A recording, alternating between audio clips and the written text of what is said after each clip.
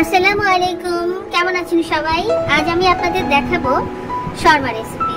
তো চলুন দেখে নেওয়া যাক কি করে আমি এটা বানাচ্ছি। প্রথমে আমি একটা ডো তৈরি করে নিব। এখানে ইস্ট দিয়েছি, চিনি দিয়েছি, গুঁড়ো দুধ দিয়েছি, লবণ দিয়েছি। তারপর এই যে রেস্টে রেখে দিব খামির বানিয়ে। আধা ঘন্টা পর আমি এটা বেলে নিব। এই যে রুটি বানিয়ে নিচ্ছি। এখন আমি এগুলো ভেজে নিব। উল্টিয়ে পাল্টিয়ে আস্তে আস্তে ভেজে নেব রুটিগুলো। এভাবে আমি সবগুলো রুটি ভেজে নেব।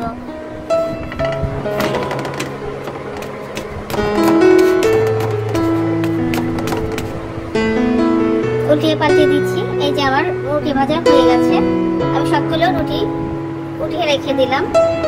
এখন আমি এই যে কিমাটা আমি আগে রেডি করে রেখেছিলাম। এখানে বিফ দিয়েছিলাম, ক্যাপসিকাম দিয়েছিলাম, গাজর দিয়েছিলাম।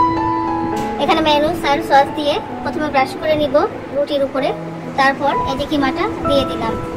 এখন এটা ফোল্ড করে কাগজে অথবা টিস্যু দিয়ে মুড়ে নিব। এই সবগুলো আমি মুড়ে নিলাম। আর সস দিয়ে খেতে দারুণ মজা। তো হয়ে গেল আমার মজার রেসিপি। সবাই ভালো থাকবেন। আল্লাহ হাফেজ।